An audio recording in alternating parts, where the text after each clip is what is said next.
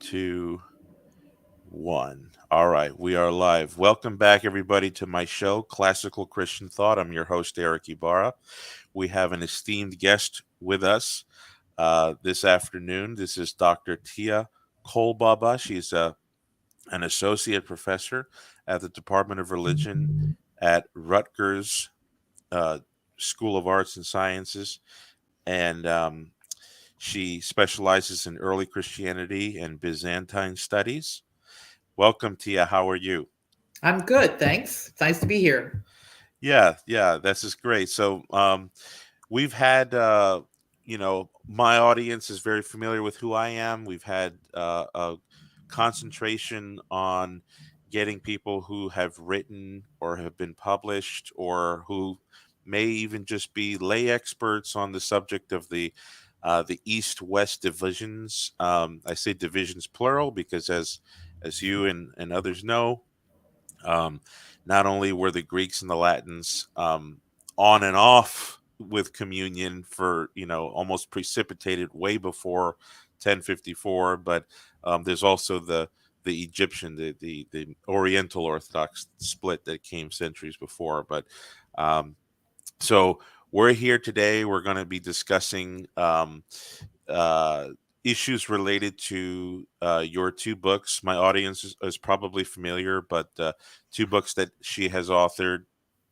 are the Byzantine Lists, and then the other book is the Byzantines. It's the ninth century. What's the title on the second one?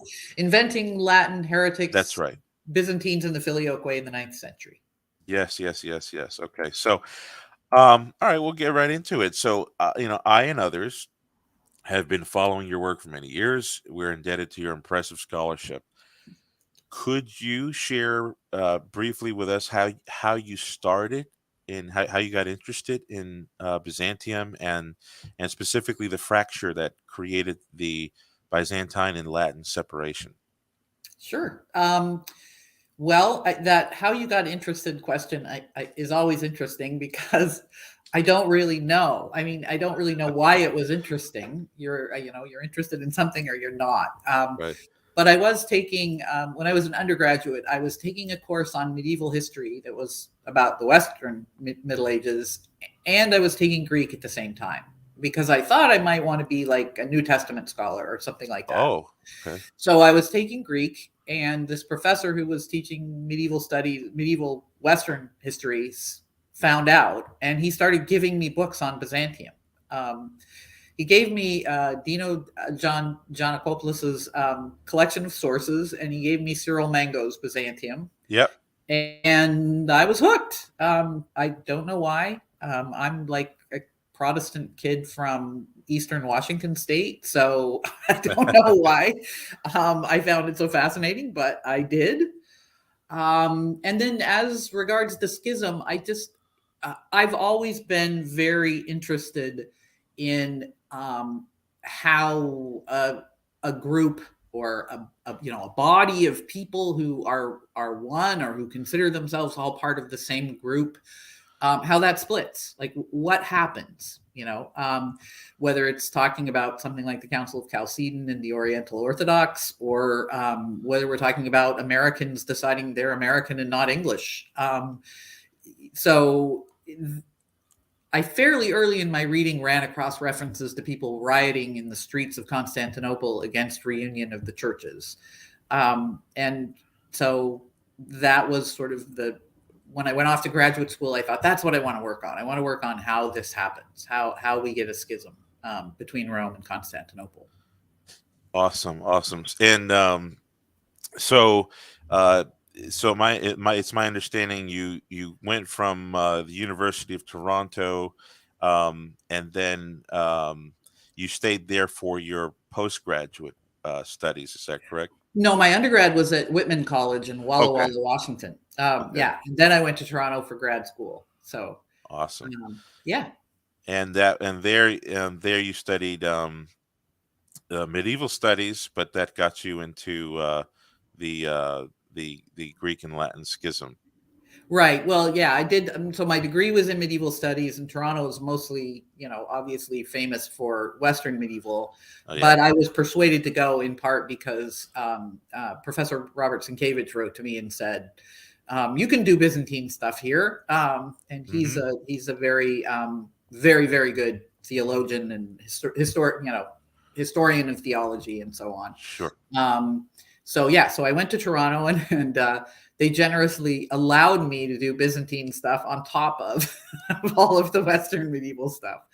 That's Um, great. yeah, but it was a great education, and Bob Sienkiewicz was a good mentor, and so yeah, yeah. Awesome. Okay, well, my audience and most listeners who may not be familiar with the subject. I have new subscribers all the time. Thanks be to God. So some people are not always familiar with everything, but those who have some sort of an immediate consciousness of Eastern Orthodoxy and Catholicism are usually aware, just on a surface level. Today, the differences are obviously in relation to the papacy, the government of the church. That's like it seems to be nowadays the principal issue. And then also the filioque seems to be a big issue. However, in your research, the climate of the 9th, 10th, 11th, 12th, 13th century, on what is it that the Byzantines um, had issues with the Westerners or the Latins, is was a you concentrated your research on that, and so your first book, the Byzantine Lists, for the listeners, if you are interested, if you don't already have this, you can I think it's available on Amazon right now. I'm not sure if Rutgers sells it on their website or not. I don't think so. And Okay. even on Amazon, I'm not so sure anymore. I have a PDF, so people can always email me. Oh, okay. All right. Well, maybe I could talk to you in the back office after we're done. Maybe we could see if that's available in some other way. But so the Byzantine lists, papacy and filioque. Most people are thinking that. A lot of people, when they hear Byzantine lists, we're talking more than two things, more than just Right. papacy and filioque. So could you briefly describe what are the Byzantine lists, and perhaps maybe name a few that would be unfamiliar. So what they are, what were their nature, and yeah, if you could just fill us in on that.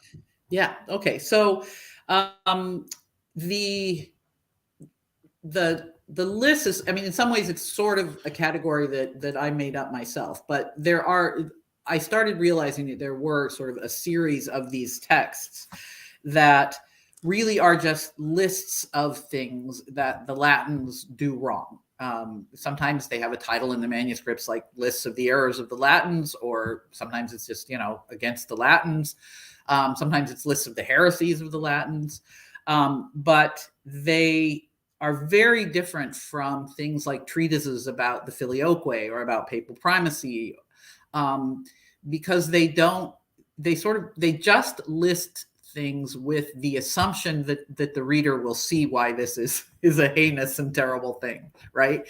There's no explanation of why this is wrong, and there's no sort of refutation. It's just they do this series of awful things, and you should know about that. So Right. um, yeah, for those who might be interested in reading one, I have a translation of the list that was written as part of a letter by Michael Carolarius in 1054, Hmm.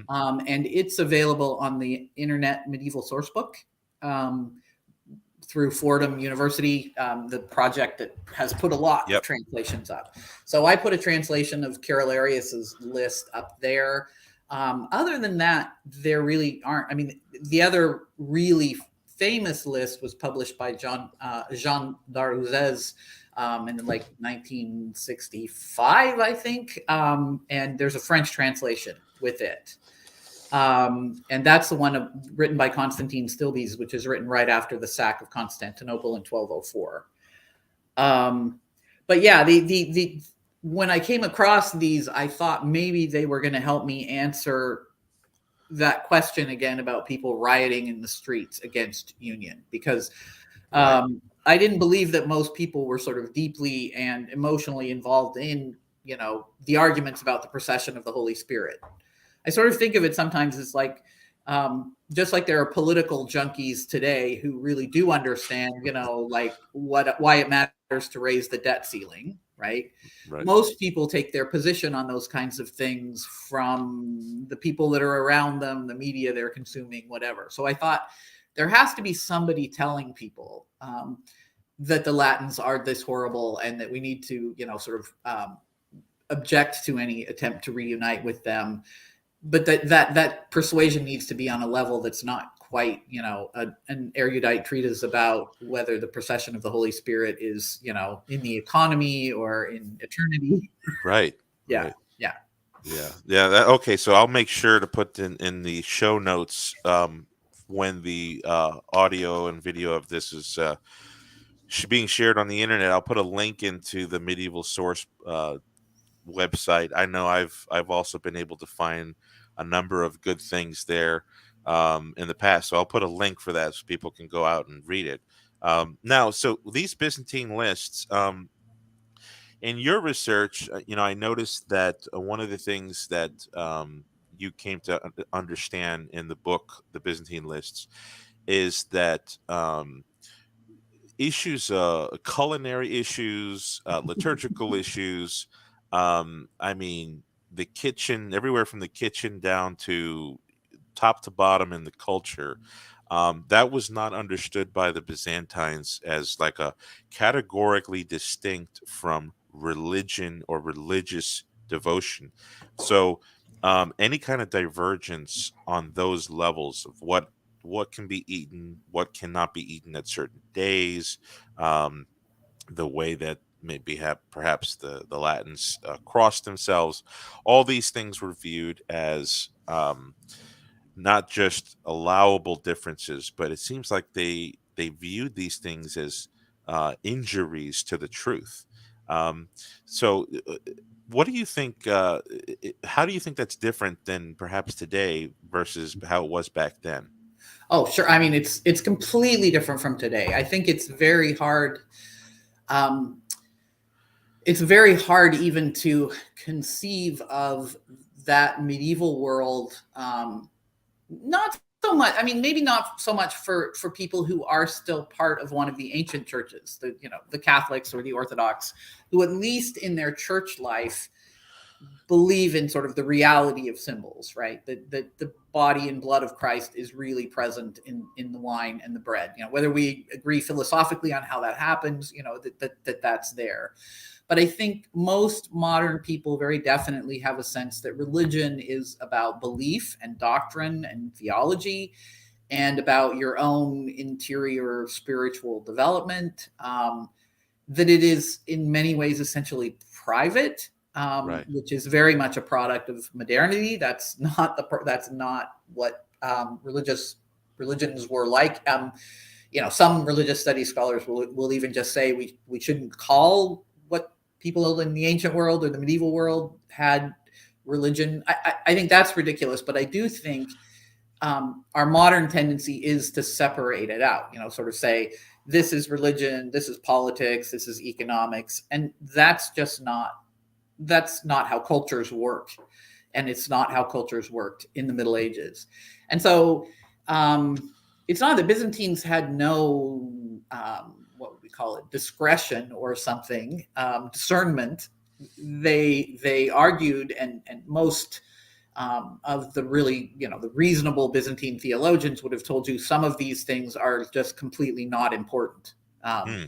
They really are ridiculous things to bring up, but where that line is always a bit of a gray area.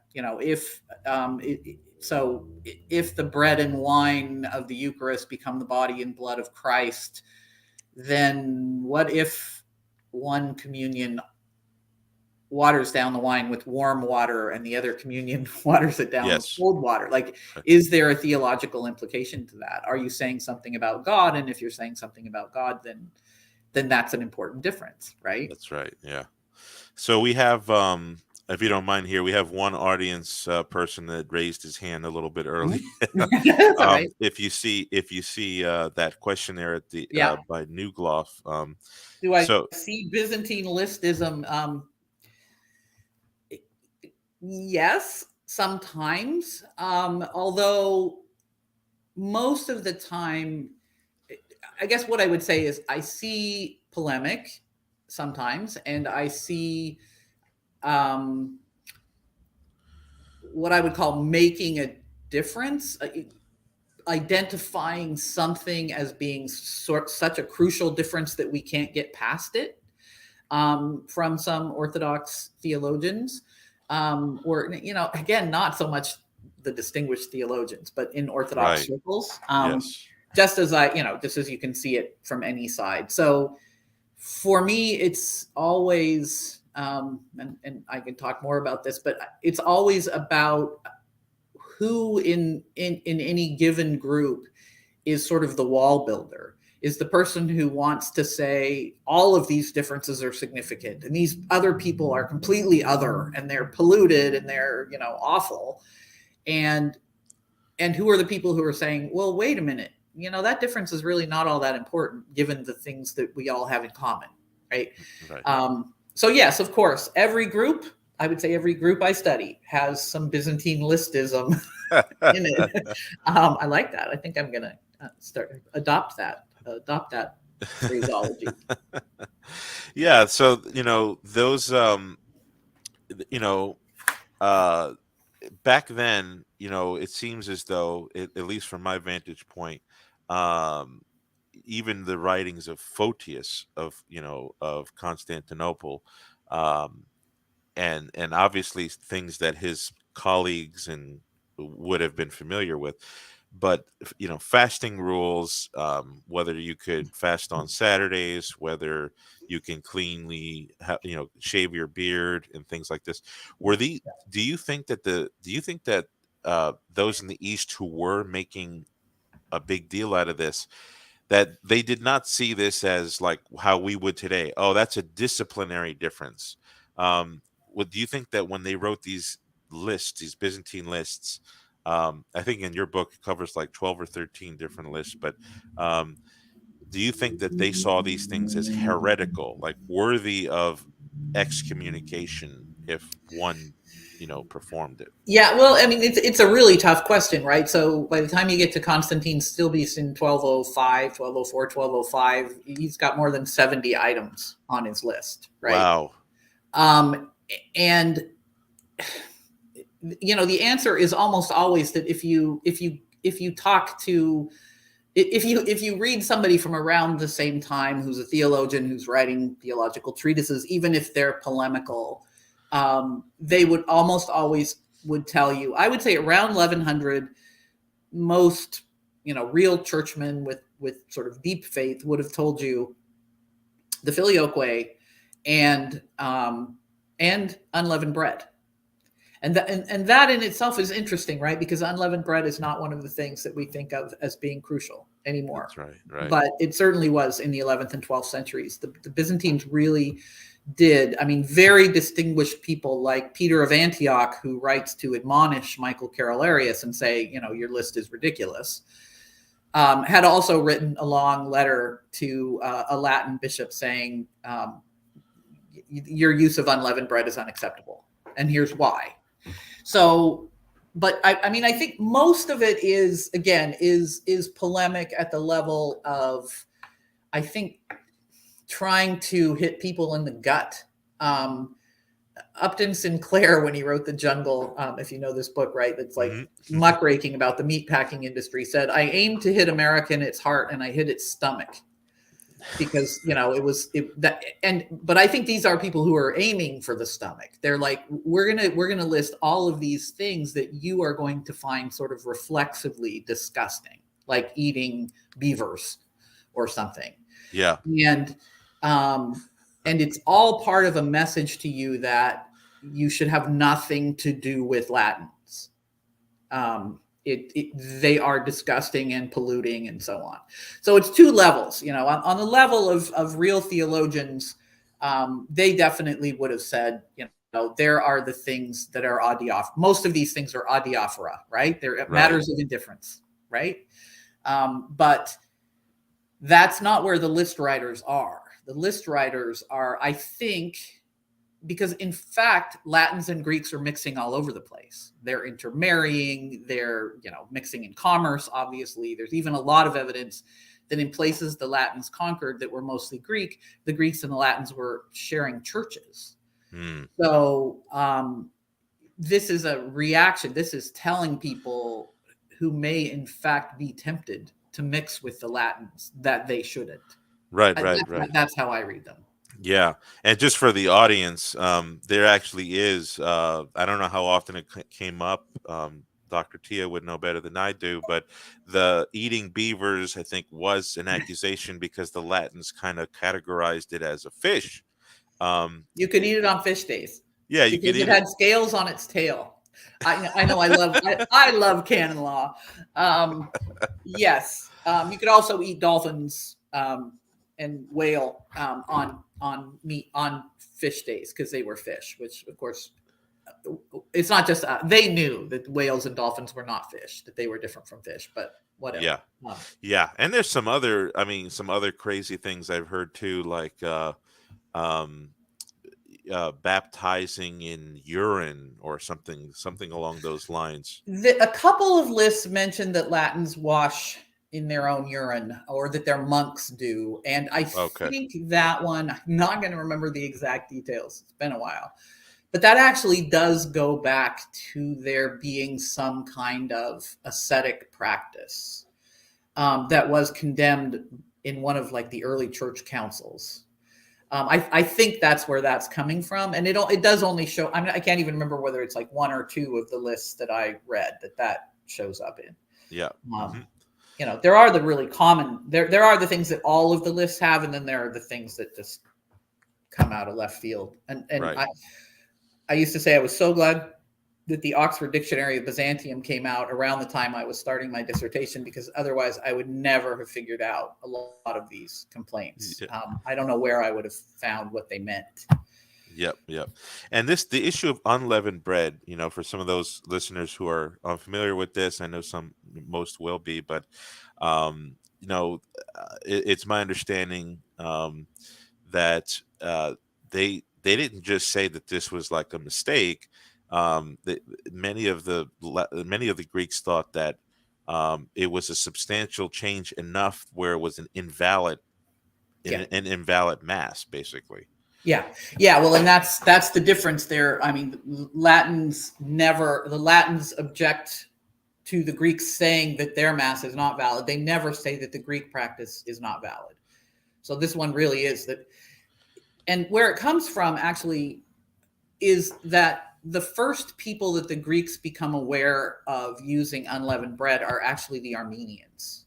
Yeah. And so the Greeks develop, before they confront the Westerners about it, they develop the idea that the Armenians use unleavened bread as a symbol of their, one nature theology. And so since Armenians are heretics and they use unleavened bread must mean that you're a Miaphysite in some way, right? So when they confronted in the Latins, yes, they're already in this position of saying this represents heresy. Of course, the Latins say, no, it doesn't. I mean, clearly we're not Miaphysites, but the logic of polemic is not logic. It's something else. It's some other kind of reasoning. Yeah, I remember when I looked at this, I didn't want to be presumptuous, and I didn't want to have any kind of prejudice. As I was born in Miami Beach, and I was raised in a Catholic home. I later became Protestant, and then I was atheist before that, became Protestant, and then now I've returned to the Catholic Church back in 2012. But I still, when I first looked at this issue of the unleavened versus leavened bread, it kind of took me back, and I didn't think I'd have to invest a lot of time into it. But when I wrote my book on the papacy, and I also wrote a book on the Filioque, I realized I needed to give it a little bit more attention. But I noticed that scholars like Father John Meyendorff would not see this as a issue anymore. And confirming that was we had Dr. Ed Sichensky once Mhm. for a roundtable on this issue, and that seems to not be uh, an issue. Although I have met one. It was he's a monastic Orthodox who did say that this is still a heretical division Yeah. Yeah. between. Yeah, I mean, you can also find, I think, monastic Orthodox who would tell you that shaving your beard off is still an important issue, but you have to be pretty far. That's, I think, basically a kind of a fringe position at this point. Yeah, And for me as a historian, what matters is acknowledging that in the 11th and 12th centuries, this is the most important issue as far as the Byzantines are concerned. They are really obsessed with it. Um, and there are accusations that Michael Carolarius actually closed the Latin churches in Constantinople. It's not clear that he actually did do that, because it's something his enemy says he did. But there clearly was really strong feeling among the Greeks that this was. There are far more treatises about unleavened bread. There's a lot more detailed treatment of it in the 11th century than there is of the Filioque. yeah.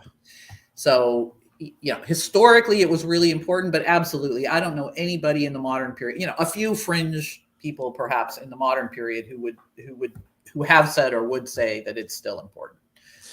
Yeah, that's and would you agree with this is being stated by a number of scholars even to this day, but definitely some of the work that's been put into the English literature since the 1970s, but you have scholars saying that the principal cause of the division, at least in the 11th century, the Carolarian Mhm. event, was if you had to pick two things, it's obviously going to be unleavened versus leavened bread in the filioque. But it seems as though the unleavened bread usage was perhaps just as alarming, or maybe Yeah. a little bit more alarming than the issue of the filioque. Yeah, I mean, I think that there's considerable evidence that the Byzantines aren't really aware that the Roman Church has adopted the Filioque in 1054. That's And right. that may be because the Roman Church, in fact, had not adopted the Filioque until, what is it, like 1014, I think. Yep. So there, actually, what happens is that Humbert of Silva Candida, the Latin papal legate, accuses the Byzantines of having removed the Filioque Yeah. from the creed. That's how that starts. So yeah, Carolarius is much more worried about the unleavened bread, but so is everybody around that. I mean, I've argued this in especially in one article that I have written, that it's just clear. I think they're not all that. When Photius wrote against the Filioque, it was against Franks, right? Right. Rome had not adopted the Filioque. It was the Frankish church that had. And for a long time, that's how the Byzantines see it. They think that the Pope is holding to the orthodoxy of not Filioque. That's right. Yeah. Um, so yeah, I don't think there's really any question that in 1054, Azymes is probably, it is the most important issue for Carolarius. That's And right. it seems to That's have right. been for Peter of Antioch too. He had already written this thing about Azymes to the Patriarch of Grado, which is kind of the Archbishop of Venice. It's a complicated position. Yeah, all the way in Italy. Yeah, for the listeners, Peter of Antioch, he was one of the more scholarly, at the time maybe more ecumenical, trying to relax the friction there between Carolarius and the papal legation. But even a guy at that point who was willing to go as far in flexing, he still could not budge about the issue of enzymes. Well, he does. It's funny because by the end of his letter to Carolarius, he has come all the way, but it's almost like he's thinking through some of these things. He does come all the way at the end of the letter to basically saying, well, maybe if they would just fix the creed, that thing in the creed. And that's the position of Theophylact of Ohrid too, who is, 30 years later. He also says, if they would just fix the creed, the other things we can work on. But they need to fix the creed.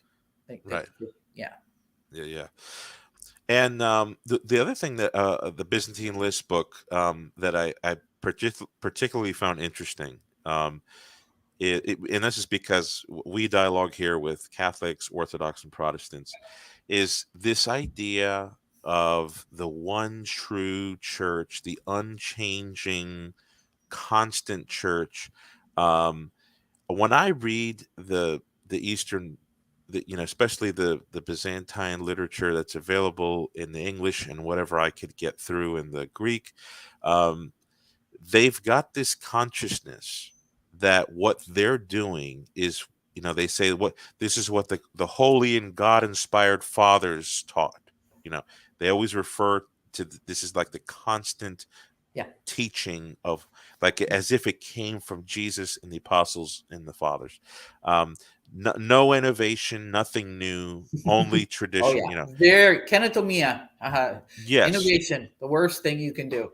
Yeah. So in the Byzantine List book, you call for a distinction or a disjunction between this idealism and this realism, um, where for the Byzantines, and I'm sure that the Latins were guilty of this as well, um, is that there's this sense that they were the unchanging church. This is exactly what the Jesus and the apostles did back then in Jerusalem. Is that your sense? I mean, could you speak just a little bit about that? Does that seem to characterize um, the cultural and the intellectual consciousness of the average Greek theologian at the time? Yeah, I mean, I think in the Middle Ages, it's very definitely, like I said, innovation. The Greek word is kenotomia or kenologia, to think in a new way. Right. Those things are absolutely verboten, and it's a for a long time, I think, a lot of scholars, a lot of historians, a lot of people looking at the Orthodox Church, and not just Orthodox theologians, but a lot of people sort of took them at their word on that.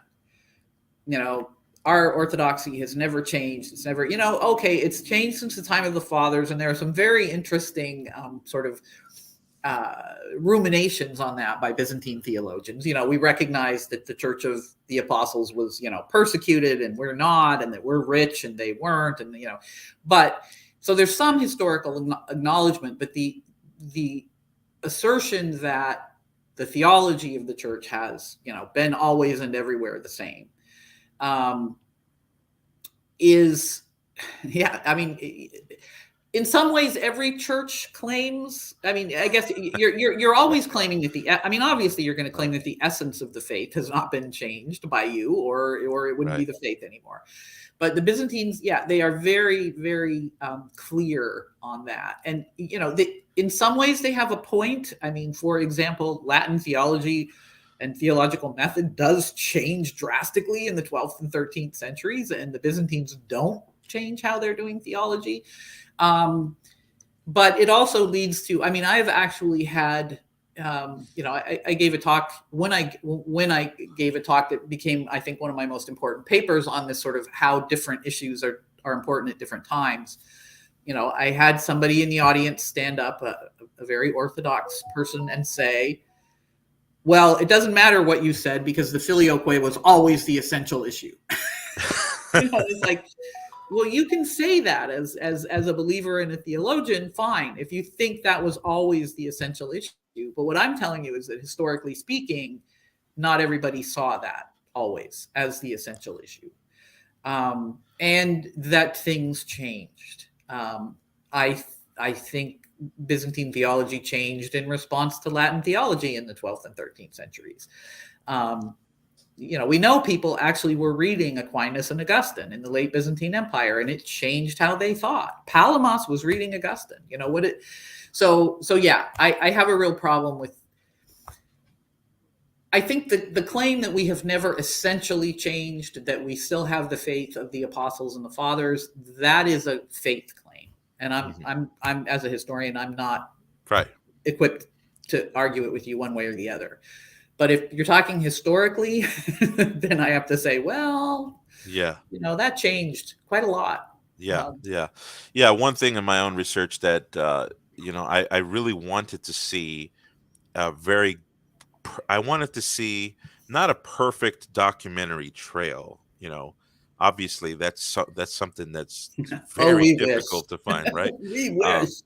but the veneration of icons, I mean, the whole physicality of iconography, not just artwork, we're talking about like the whole theology of Yeah. icon. Oh, I picked up Dr. Richard Price's translation of the Council of Nicaea I to. am so grateful to Dr. Richard Price. Do you know how much more stuff I have to use in my classes now because of his translations? I teach a class on the ecumenical councils.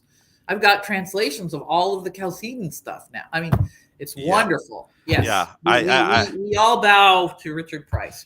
What a labor, right? Yeah, I just need to. I actually sent an email to the colleague of his that's doing the commentary part on the Sixth Ecumenical Council, because that's one of the ones that hasn't been released. And it's a obviously, mess. yeah, It's and a mess, that council. Oh, the documents of that council, like who yeah, knows and we what's forged in there. right. It's crazy. Yeah, and I mean we could forgive him for Nicaea because the acts being missing, and then also um, the first council of Constantinople. But yeah, Nicaea too. I read it thinking, okay, the Byzantines, and obviously in cooperation with the Pope Hadrian, we're going to find all this evidence, this authentic evidence of iconography going all the way back to the apostles. But Father Richard Price made a statement that I thought was really interesting. He said that his, as a matter of historical fact, the iconoclasts were correct on the fact that the apostles and the earliest Christians did not make constructions to venerate in the way that later Yeah, came to I be. don't think that. Yeah, I mean, I think there's no question as a matter of history, and I always think one of the most sort of to the point arguments for that um, is, I think it was Bernard Flussin who made the point that if this was the tradition of the earliest churches, if this was a tradition from early on, then how come icon veneration, as practiced in the Eastern Orthodox Church, is uniquely Eastern Orthodox? The Oriental Orthodox don't do the same thing. The Romans don't do the same thing. The Nestorian Christians in India and Persia. So yeah, I mean, I'm pretty much completely convinced by the arguments of Brubaker and Halden, and I'm sorry to say that because if you are, going to read Brubaker and Halden, it's going to take you about 6 weeks. Um, Yeah, I it's a actually. monumental task, but I think they're right. It's new that that kind of icon veneration, and it does remain unique to the Eastern Orthodox. Yeah. Yeah, I've actually contacted Halden before, and he was gracious to give me plenty of resources as I was working my way through that book. Um, but Dr. Price said that the iconoclasts were historically correct. However, they were theologically incorrect, which means that he's bringing in the faith side of the dispute, where you can construct a theological development for Sure. I Sure. you know Sure, and they certainly do. I mean, I would never say one way or the other. I don't know whether it's theologically correct or incorrect. And I have read some of some of the theologians who support it. Theodore the Studite and John of Damascus, They have very, very good arguments. But historically speaking, Right, right, which is right. all I can tell you, historically speaking, um, yeah, the iconoclasts were probably right. And also, there were, even within what becomes the later, very developed Orthodox doctrine, there were things happening around the time of the beginning of iconoclasm that were not right. According Yes, to Orthodox theology, people shouldn't have been scraping paint off of icons and yes, mixing it in water and drinking it in order to cure themselves. There were the bishops who were worried about icons, I think, had reason to be worried that there were these superstitious practices happening. So, yep, yep. There's no doubt about it. Yeah. Okay, so that's fascinating stuff. But it's let's all move on. fascinating stuff, isn't it? It is. The second book that you've written, Inventing Latin Heretics, Byzantines, and the Filioque in the ninth century. Um, so what this book adds a little bit of uh, color. Like Byzantine List sounds more descriptive. Um, this one gets a little bit more like we have a word inventing Latin heretics. So, Right. could you explain a little bit about the title here, and perhaps what is the aim of the second book you've got? Right. So it's also more philological than the list, which is a bad thing for me because I'm not a great philologist, but I had help from friends, including Bob Sienkiewicz and other people who are better philologists than I. I actually started out, I was going to write a book on the 12th century filioque arguments because I thought that I had a hypothesis that there might be changes in Greek filioque arguments in the 12th century because they were responding to the Latins, to changes in Latin theology. Now, Suchinsky has done all of that in his book, so it's fine. But in order to show change, obviously, I had to go back. So I went back to the Mystagogia of Photius because that's where a lot of the arguments are Yeah. first found. And I was sort of starting to put together my database of which arguments are used when, by whom. And the Mystagogia just hit me immediately as not being a single text. I'm still absolutely certain that it is not a single text. Not eventually, of course, it is put together as a single text. But it wasn't written as one single continuous text. So I ended up having to work on Photius. When I told friends of mine who were kind of in on this whole process that, oh my gosh, I think I'm writing a book on Photius, they just laughed at me and said, I wondered when you were going to figure that out. But then it wasn't just on Photius because in the 9th century, we also have Nikitas Vizantios, who is another author who writes, he's the other person who writes about the filioque in that period. So it was almost an accident, and it was, as my work often is, it started from, I read a text, and then I started trying to answer the questions that the text had raised for me. Yeah. And I called it Inventing Latin Heretics because I think that is the period at which some Byzantines, at least, start to both argue that some Latins are heretics and also to construct what makes them heretics. Right. And the filioque is very important in that. And in the end, I think most of it comes out of that encounter with the Franks in Bulgaria. But it's a process of deciding that the Latins aren't just sort of our barbarian brothers Right. who maybe don't get things right sometimes, which is kind of the earlier medieval, attitude, right? So, yeah, I guess Yeah. that's sort of Yeah. why I Yeah. call Yeah. So you mentioned Ed Sichensky. Every time I've had him on a show, he always insists, "Just call me Ed." it. But he has written a book. He wrote it when he was a Byzantine Catholic when he read it, or when he wrote the monograph.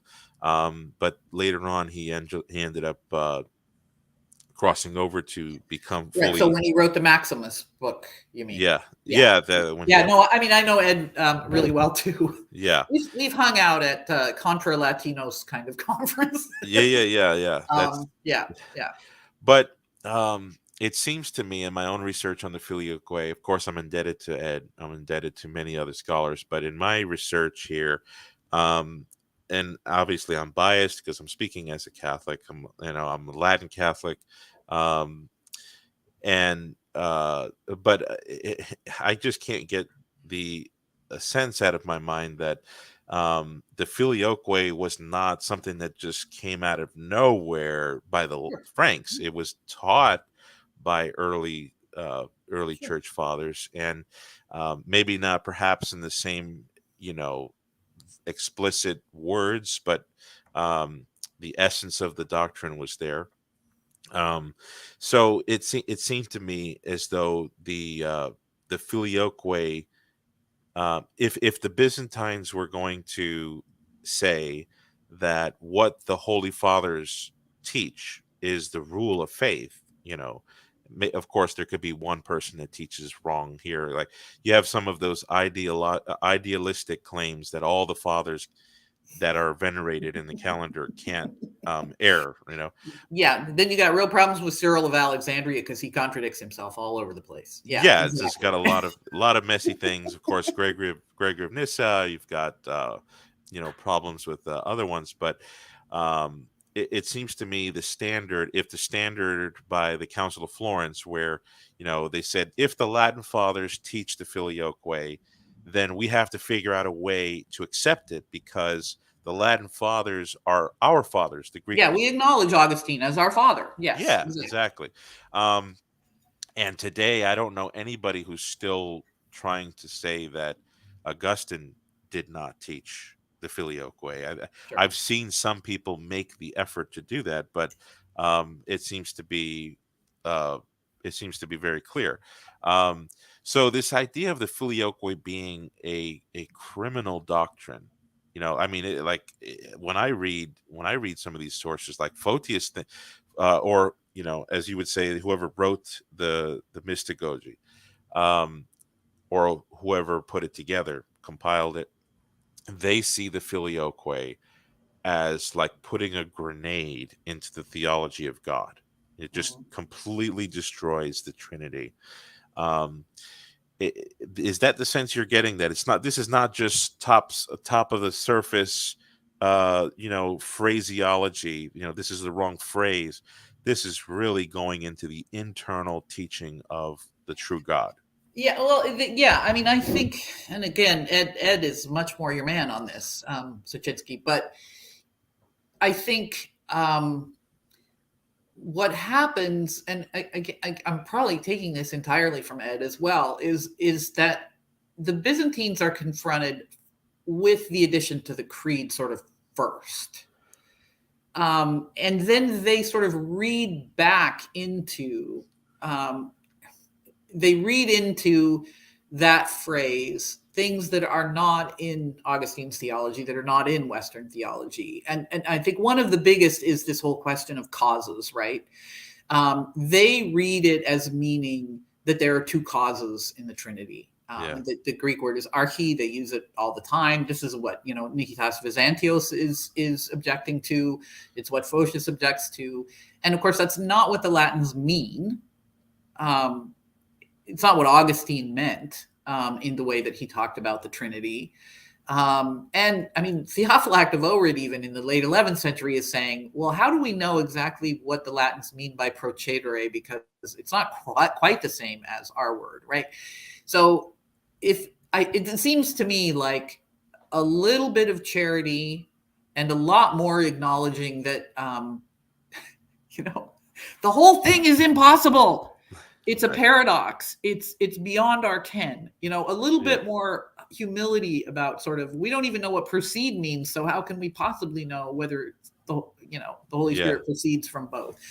So I think what happens is that it is in this context of opposition from the very beginning. It's in this context of competition. It's in this context of both sides reading their own meanings into the other side's argument. And it heartens me that there are people like Ed who are saying, well, who seem to have proposed an intellectual way that we could understand. Again, partly just be humble about all of this. We're undoubtedly wrong in some way or another, because this is divine. This is something God did that is actually impossible. Right, right. And also some humility about how the historical situation inspired people to be, hateful and divisive in a way that, Christian charity might be able to overcome if everybody would just do that. Yes, yeah. That and something very close to this issue then is Photian authorship. I know that in your own research you've seen you've questioned whether Photius wrote. Just so the audience has this clear, what we typically understand as the 9th century production, the treatise on the mystagogy of the Holy Spirit, attributed to Photius, has been the authorship hasn't been questioned. Can you just briefly name one or two reasons why it's considerable to question whether Photius wrote the mystagogy? Well, yeah, and I'll try to be brief because it's complicated. I mean, the text itself, I argue in the Inventing Latin Heretics book, the text itself has two very very different kinds of arguments and two very different voices, and they coincide. There are sort of scripture and tradition arguments, and there are like logic, dialectic kind of arguments about the procession of the Holy Spirit, and they are in different voices. And there are also indications in the manuscripts that there, with the chapter numbering and other things, that these two pieces were seen as separate somehow. They could have both been written by Photius. Neither could have been written by Photius. We know that Photius edited a lot of his own work because we have his letters and his Amphalochia, which are additions basically and refinements of his letters. Mm-hmm.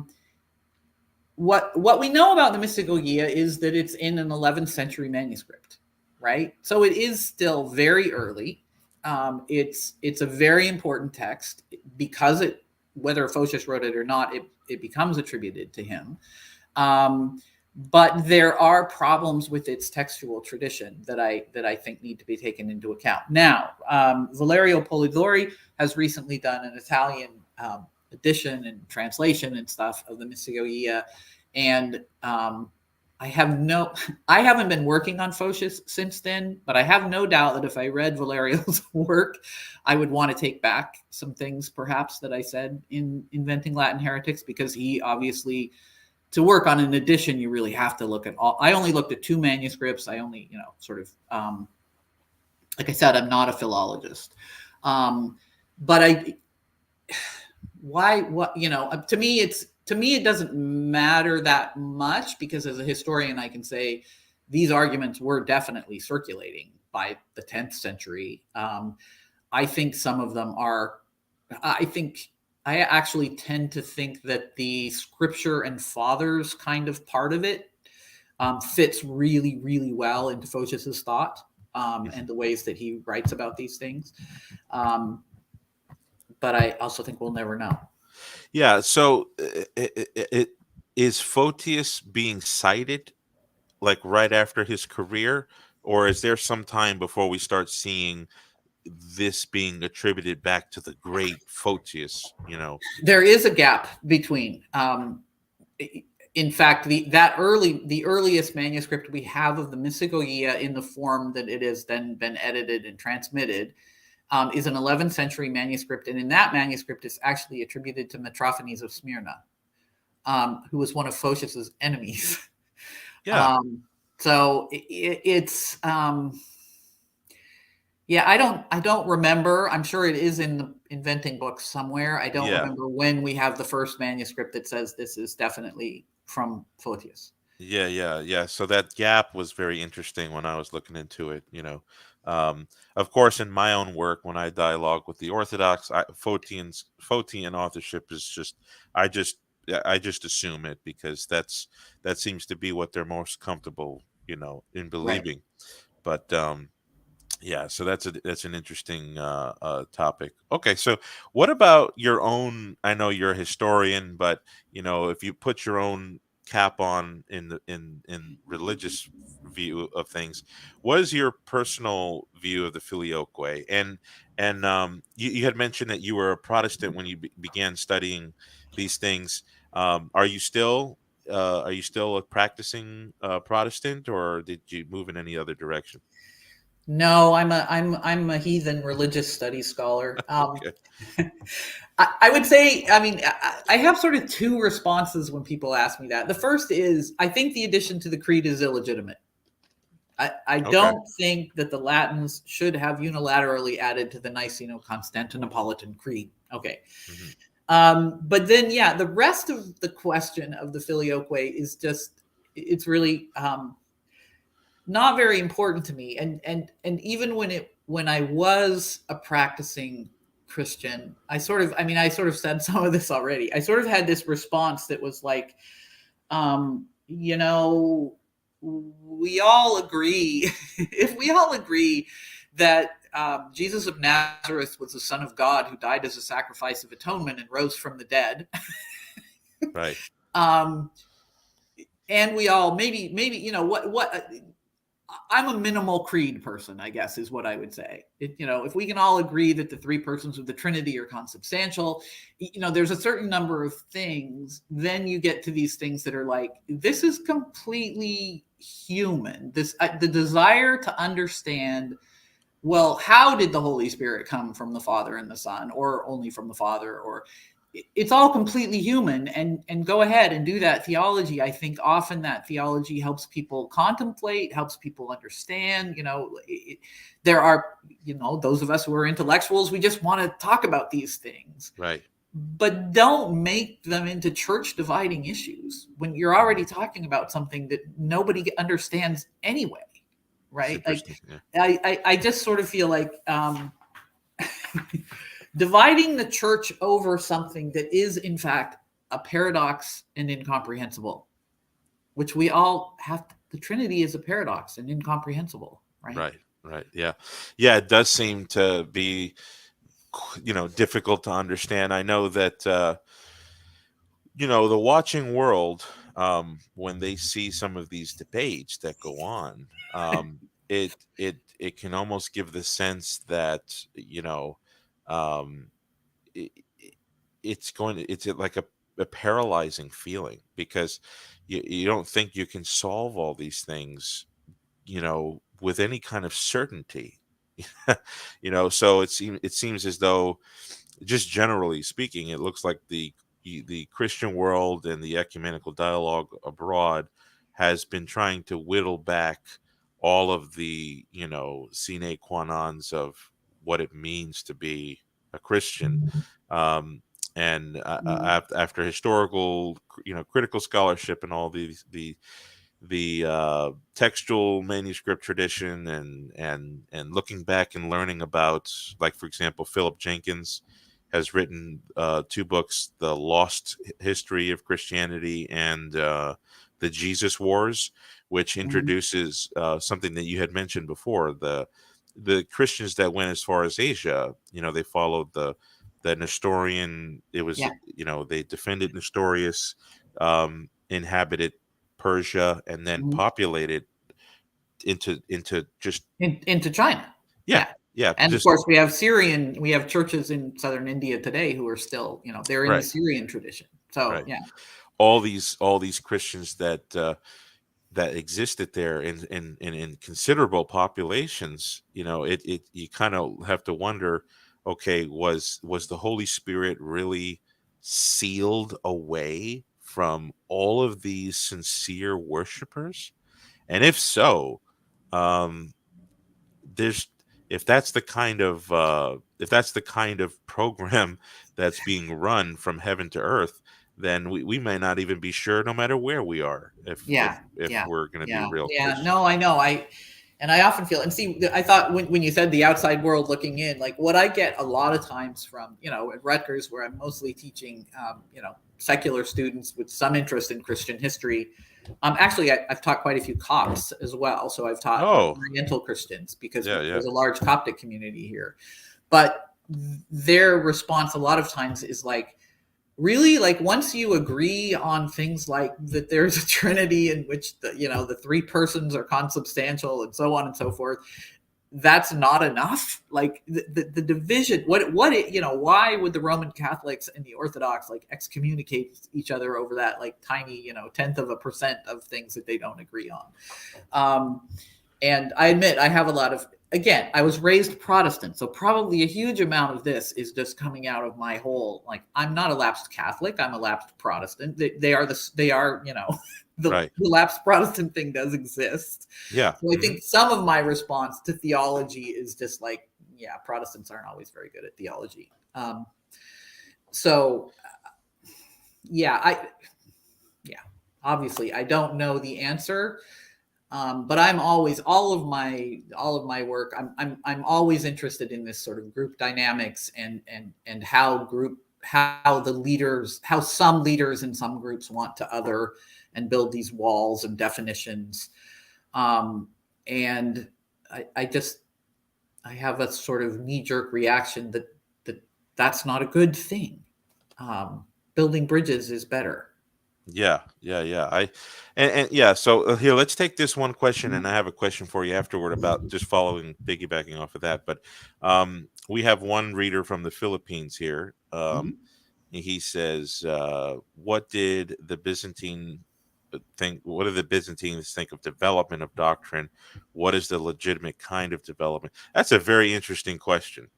It is, and not to be answered in a single question. Right. But I mean, in general, it's not that different from how the Western churches think of it.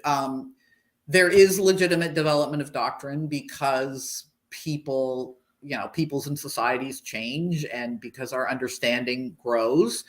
And here's the problem. It's legitimate if it's true to the tradition and inspired by the Holy Spirit, and it's illegitimate if it's not true to the tradition and inspired by the Holy Spirit. And so who gets to say? Yeah. Right. So I used to have this argument with Aristides Papadakis all the time about whether Palamas innovated, right? And he would be very, Palamas was completely in line with the tradition, and I would be like, yes, but he innovated. But innovation is supposed to be bad, right? So yeah, the answer is yes. Obviously, they're not stupid. The Eastern Orthodox recognize that the doctrine has developed and interpretations have changed. That's interesting. The father, I think he's still just a presbyter.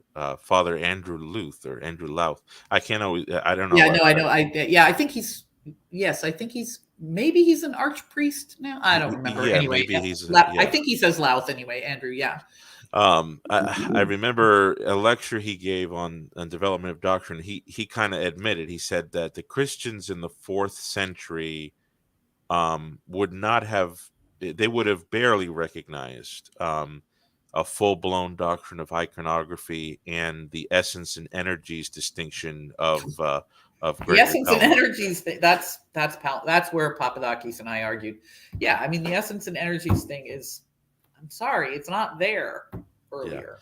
Yeah. I mean, even if we could say that the essence of it is like a logical seed, Sure. it had to be elucidated Yeah. in ways. So I think that there's definitely, that's unavoidable. Yeah. Otherwise there wouldn't be so much of a debate, right? We would just be able to go back and see, oh, the essence is one real distinction from the activities. Yeah. And it's almost like they're not speaking in that kind of clear speech that later on gets commented with. Yeah, no, I mean they try. I mean, there are times that theology has tried, and certainly the Byzantines for a lot of the Byzantine part of the history of Eastern Orthodoxy, there was this, you just have to use only these words. You have to use the right words, and that's all you're allowed to use. And sort of So it's one ousia and three hypostases, and no messing around. Yep. And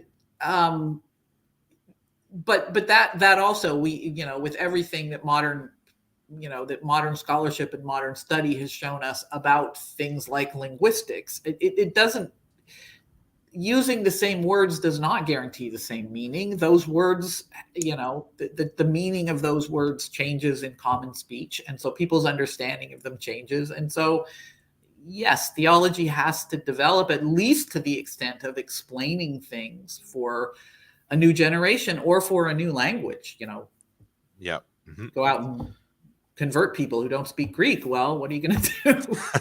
Right. So we have the catechumen says, what's the first place to go for someone who is interested in studying this topic?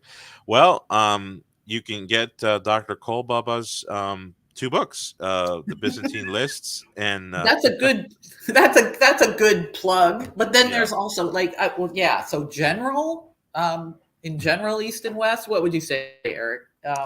Well, I've it seems as though I can't ignore the work that Ed Sachensky's put in on the issue of the papacy.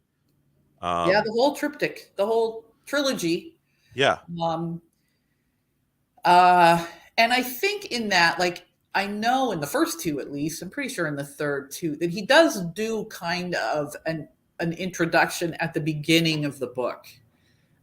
So you don't have to immediately get into the weeds with him. I think you can see how each of those issues develops by looking at his introductions. I don't think you have to, and then you can get into the weeds of the parts you're most interested in.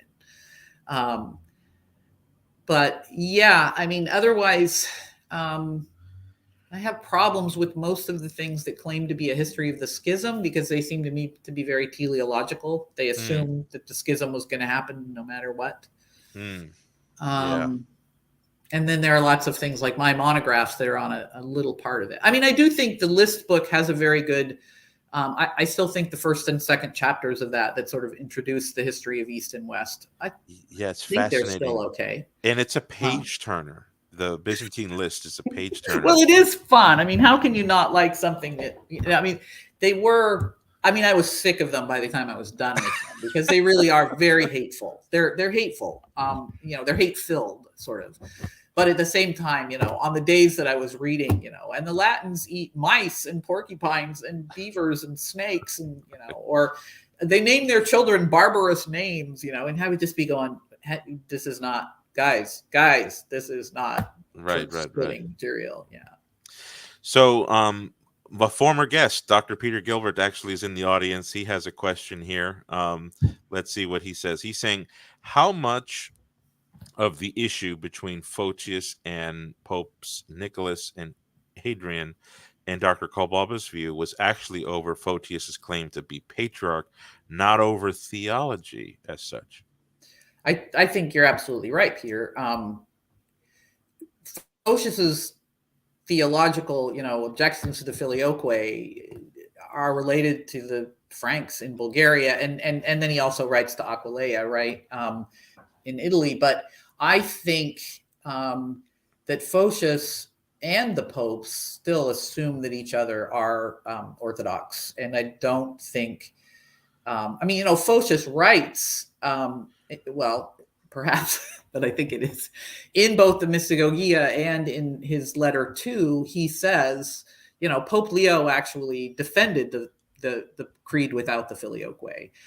So yeah, the problem is much more, I think, between Photius and the popes is about papal jurisdiction.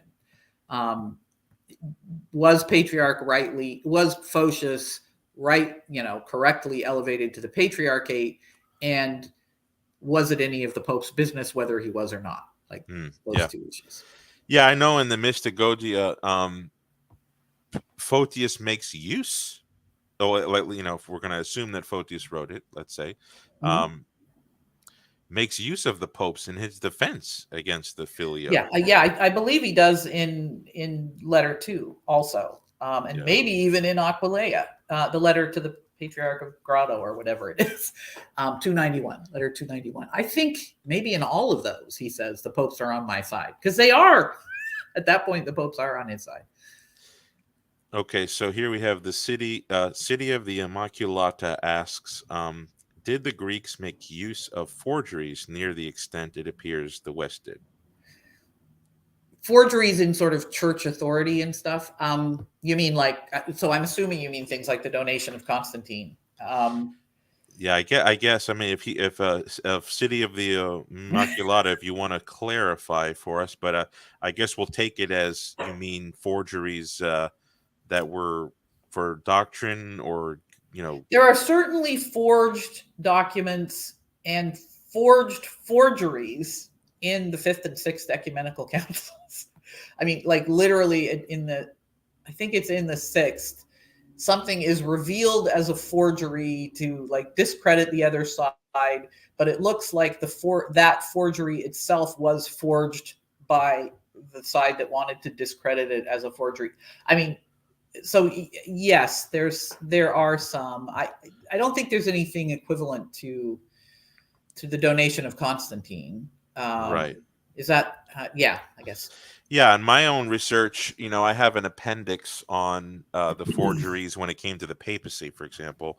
Yeah. And what I found was very interesting is that many of the forgeries that we now pretty much are confident were forgeries, they were not known as forgeries in the 9th, 10th, 11th, 12th century. Oh no, I mean the donation of Constantine is probably forged in the 8th, and no, by the 11th century or whatever, nobody knows it's a forgery. They believe it's genuine. The That's right. Byzantines believe it's genuine. That's right. Yeah, that was one thing that is one thing I documented in my book, in the appendix, is that you've got all these patriarchs and emperors appealing to the donation Sure. in order to support the preeminence of the Patriarchate of Constantinople. Yeah, I mean that's exactly the. I mean Francis Dvornik already pointed this out in his book on papal primacy, right? I mean, the Byzantines used the donation of Constantine to argue that so the emperor gave the popes Rome. Well, the emperor gave the patriarchs Constantinople. Yeah, because Constantine moved over to Yeah. from west to east. Okay, so we have another one here from Alan Rule. Alan Rule is actually an expert in the Crusades, but he's listening here with interest. His question is question for Dr. Kolbaba: if Photius only had beef with certain Franks, You sound like one of my kids, Alan. Had beef. why did he claim to excommunicate the Pope who wasn't part of that party? I think he's referring to the excommunication of Pope Nicholas in 867 in reaction to the election debacle. Right, but I think that is still in reaction to the election debacle. I think he excommunicates Pope Nicholas for trying to interfere in the affairs of Constantinople. He doesn't excommunicate Pope Nicholas for being a filioquist or something. No, that's true. You're right. I don't mean, so let's be clear. I don't mean that he only had beef with the Franks. I think that the filioque, I mean, he, like in letter 2, he talks about the filioque, clerical celibacy, Lenten fasting, weekly fasting. I think those are the 4. And that those are all errors that the Franks are teaching to the Bulgars, that he's upset about. Yeah. Mm-hmm. Yeah, that resonates with what I've read and everything. So, all right. So those are the audience questions. The last question is there anything you're currently working on in your current function that perhaps will hit print, or anything else in article form, book form, or nowadays they offer courses online, to peer into. So yeah, what are you working on? Well, I'm working on. But I've been for so long. I'm working more generally on Byzantine anti-heretical stuff. So I published an article 2 years ago now. COVID has screwed up my sense of time, but in the Journal of Orthodox Christian Studies, which is Fordham's newish journal, on Byzantine anti-Armenian polemic, which was fun and was way too long, and they still published it, which was very nice of them. But then I've sort of been, I am still interested in that, and I will get back to it. But because my big broad interest is in this question of how religion is used to build walls and so on, I've spent a lot of time the last couple of years developing new courses on things like religion and right-wing movements. So that's not stuff that's going to be published, but hopefully someday I'll get back to the heresiology. Yeah. All right. Well, everyone, please look into these two books, the Byzantine Lists and Inventing Latin Heretics, Filioque in the 9th century.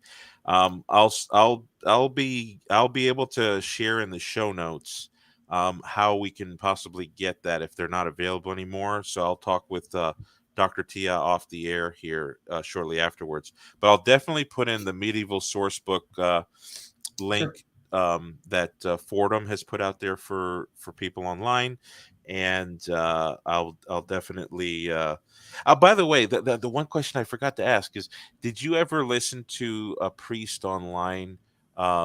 His oh boy, I forgot his name. He's out in California, but he did a YouTube lecture on the Byzantine lists. Um, he's out in California, but I can't remember his name now. Oh boy. Oh boy. I'm gonna have to look Mars? this up real quick because I now it's bugging me. Let me see here. Oh, Josiah Trenum. That's what it is. Father Josiah Trenum. Um, as far as I know, the only other person that has even uttered this phrase, Byzantine lists on the internet. All right, I will look. No, I was not aware of that. Oh yeah.